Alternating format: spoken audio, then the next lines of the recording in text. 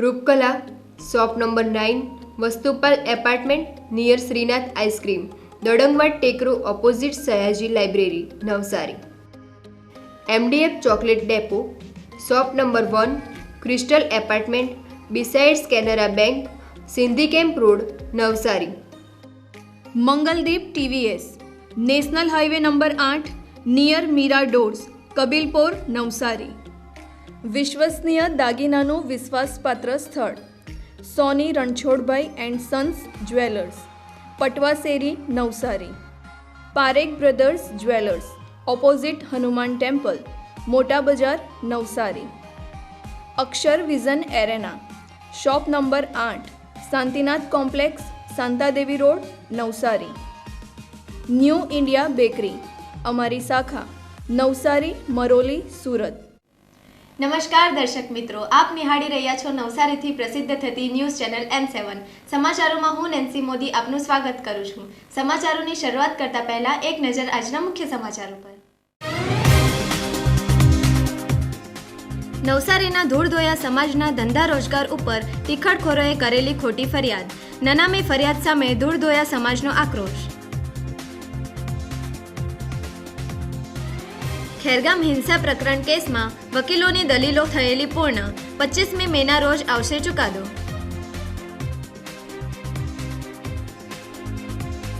અમલસાડી ચીકુને ભૌગોલિક માનાંકન ટેગ મળતા ખેડૂતોમાં છવાયેલી આનંદની લાગણી।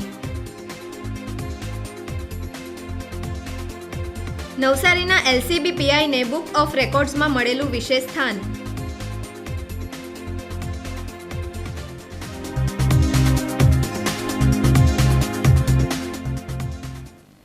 નવસારીમાં ધૂળમાંથી સોનું શોધતી ધૂળધોયા જાતિના લોકોના રોજગાર સામે પ્રશ્ન ઉપસ્થિત થતા ધૂળધોયા સમાજ પાલિકા ઉપર પહોંચ્યો હતો। ધાતુ પીગળાવવા માટે ભઠ્ઠીમાં કેમિકલનો ઉપયોગ થતો હોવાની ફરિયાદ થઈ હતી। નવસારી શહેરમાં ધૂળધોયા નામની જાતિના લોકો વર્ષોથી વસવાટ કરે છે। શહેરના વોર્ડ નંબર 12માં ધૂળધોયા ચાલી આવેલી છે। આ જાતિના લોકો વર્ષોથી ધૂળમાંથી કિંમતી ચીજ વસ્તુઓ શોધવાનો ધંધો કરે છે। શહેરની સોની બજારમાં જ્યાં સોના ચાંદીની દુકાન હોય અથવા જ્યાં સોનાના દાગીના ઘડનારા સોનીની ઓફિસ બહાર જ રસ્તા ઉપર બ્રશ લગાવી ધૂળ એકત્ર કરે છે।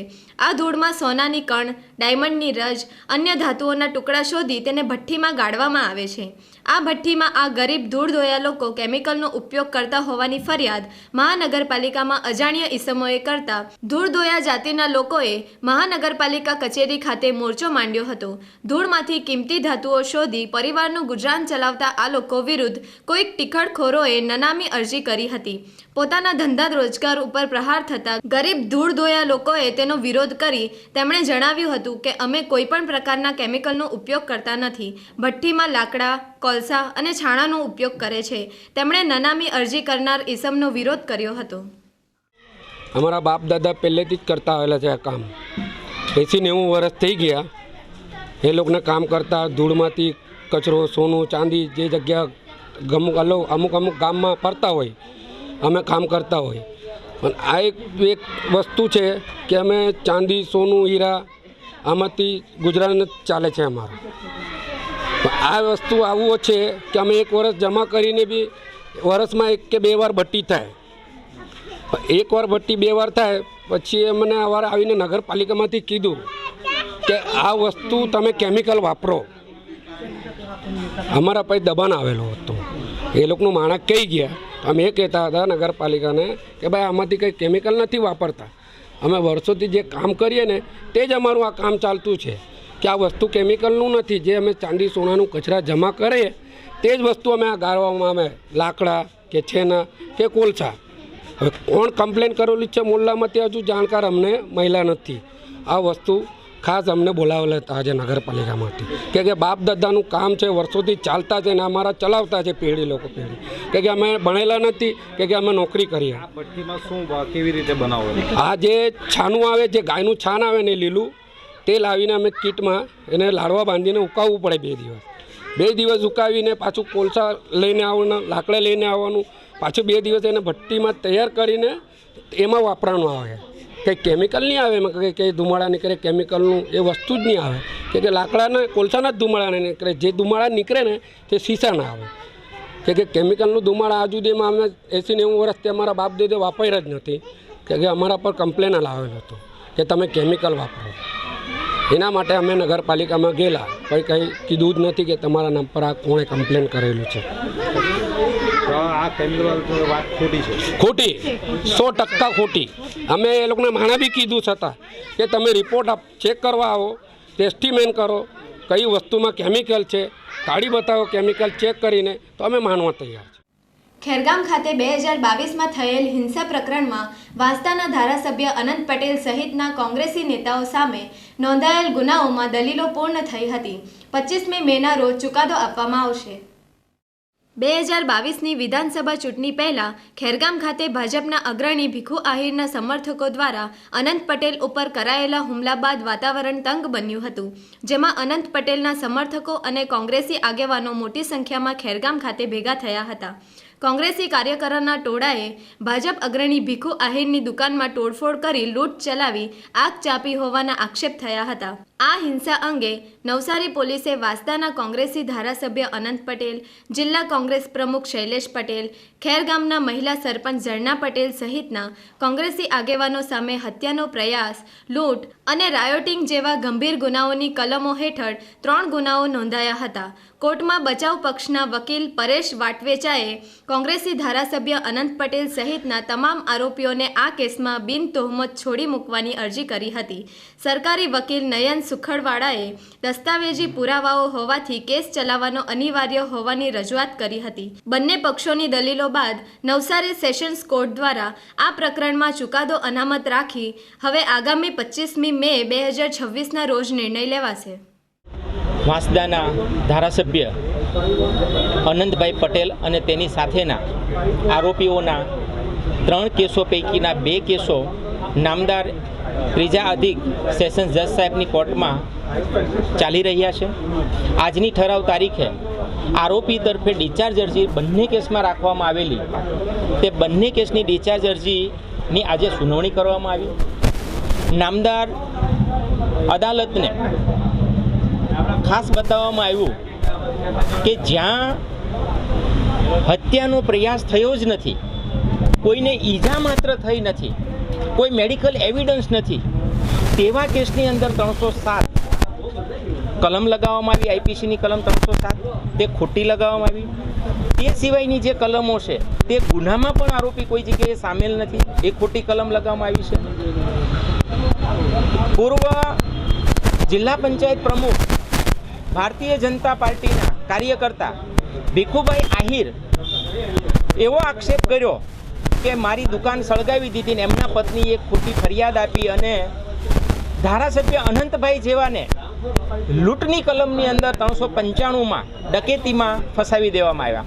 આ કલમો પણ બિલકુલ ખોટી, પાયા વિહોણી, કોઈ પણ પ્રકારે ટકી શકે તેવી નથી. તેવી કલમમાં ખોટો ચાર્જશીટ થયેલું હોય. બંને કેસની અંદર ડિસ્ચાર્જ કરવા માટે, બિન તોહમત છોડવા માટે નામદાર કોર્ટની અંદર જે અરજી રાખવામાં આવેલી તેની આજે સુનાવણી થઈ છે. આ અરજીનો હવે પછીની ઠરાવ તારીખ 25/5/2026 રાખવામાં આવી છે.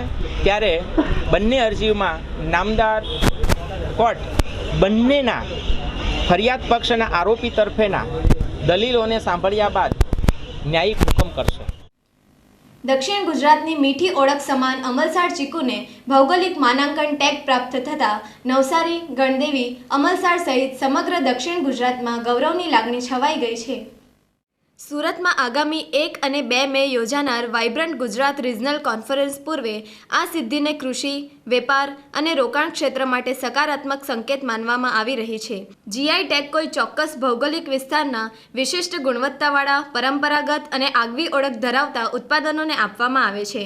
અમલસાડ ચીકુને આ માન્યતા મળતા હવે તે માત્ર સ્થાનિક ફળ નહીં પરંતુ વૈશ્વિક બજારમાં દક્ષિણ ગુજરાતની બ્રાન્ડ ઓળખ તરીકે ઉભરશે. સુરતમાં યોજાનાર વાઇબ્રન્ટ ગુજરાત રિજનલ કોન્ફરન્સ પૂર્વે મળેલી આ સિદ્ધિ દક્ષિણ ગુજરાતના કૃષિ અને રોકાણ ક્ષેત્ર માટે ખૂબ જ હકારાત્મક સંકેત માનવામાં આવે છે. અત્યાર સુધી ગુજરાતને કુલ 28 જીઆઈ ટેગ મળ્યા છે, જેમાં ગીરની કેસર કેરી અને ભાલિયા ઘઉં બાદ હવે અમલસાડ ચીકુનું નામ સુવર્ણ અક્ષરે જોડાઈ ગયું છે. હાલ ભારતમાં 605 જેટલી વસ્તુઓને જીઆઈ ટેગ પ્રાપ્ત છે, જેમાં ગુજરાતમાં લગભગ 28 જેટલી વસ્તુઓને જીઆઈ ટેગ પ્રાપ્ત છે, જેમાં અંબલસાડ ચીકુ પણ એક છે. અંબલસાડ ચીકુ જીઆઈ ટેગ માટે વલસાડ જિલ્લા ફળ અને શાકભાજી સહકારી સંઘ, નવસારી કૃષિ યુનિવર્સિટી તથા ગુજકોસ્ટ દ્વારા અરજી કરવામાં આવી હતી, જે અંગે અંબલસાડ વિભાગ વિવિધ કાર્યકારી સહકારી મંડળી દ્વારા જરૂરી પુરાવાઓ જેવા કે 80 થી 90 વર્ષ જૂના ઝાડોના પુરાવા, જે તે સમયે થતા વ્યાપારના પુરાવાઓ, ખેડૂતોના ઇન્ટરવ્યૂ, ખેતરોના ઇન્ટરવ્યૂ વગેરે દસ્તાવેજી પુરાવા રજૂ કરી 25 માર્ચ 2025ના રોજ અંબલસાડ ચીકુ તરીકે જીઆઈ ટેગ પ્રાપ્ત થયો છે. આ જીઆઈ ટેગ પ્રાપ્ત થવાથી કૃષિ ક્ષેત્રમાં એક નવું નામ અંબલસાડ ચીકુ ઉમેરાયું છે, જે આ વિસ્તારના માટે ખેડૂતો માટે આનંદની વાત છે. દક્ષિણ ગુજરાતમાં ઉગાડાતું ચીકુ એ મુખ્યત્વે એમના ગુણધર્મો, એમની સુગંધ, એમના સ્વાદને કારણે ઓળખાય છે અને આ જીઆઈ ટેગ મળવાથી આ વિભાગના ખેડૂતોને સ્વાભાવિક છે કે આર્થિક ફાયદો થશે.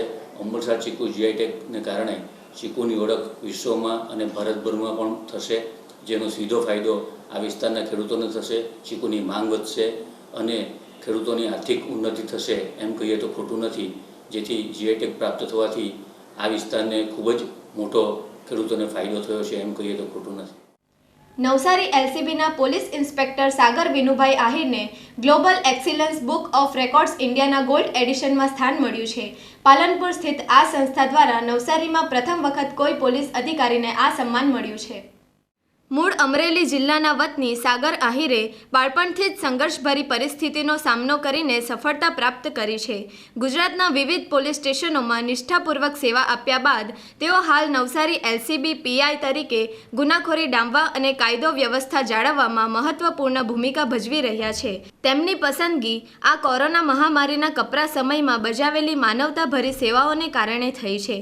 તેમણે પરપ્રાંતીય શ્રમિકોને વતન મોકલવા, ભોજન અને કરિયાણાની વ્યવસ્થા કરવી, ઓક્સિજન સિલિન્ડર પૂરા પાડવા અને ગંભીર દર્દીઓને હોસ્પિટલ પહોંચાડવા જેવી અનેક કામગીરી રાત દિવસ જોયા વગર કરી હતી. આ સન્માન સમારોહમાં સંસ્થાના પ્રેસિડેન્ટ નીતિન ધોતિયા, ગુજરાત મહિલા પ્રેસિડેન્ટ મીનાક્ષી સોલંકી અને સુરત મહિલા પ્રેસિડેન્ટ કાજલ શાહ દ્વારા સાગર આહિરને સન્માનપત્ર અને ટ્રોફી એનાયત કરવામાં આવી હતી.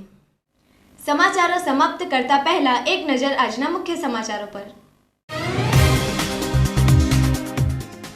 નવસારીના ધૂળધોયા સમાજના ધંધા રોજગાર ઉપર તીખડખોરોએ કરેલી ખોટી ફરિયાદ. નનામી ફરિયાદ સામે ધૂળધોયા સમાજનો આક્રોશ. ખેરગામ હિંસા પ્રકરણ કેસમાં વકીલોની દલીલો થયેલી પૂર્ણ. 25મી મેના રોજ આવશે ચુકાદો.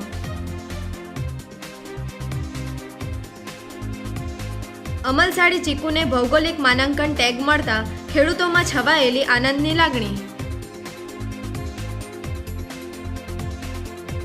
નવસારીના એલસીબી પીઆઈને બુક ઓફ રેકોર્ડ્સમાં મળેલું વિશેષ સ્થાન.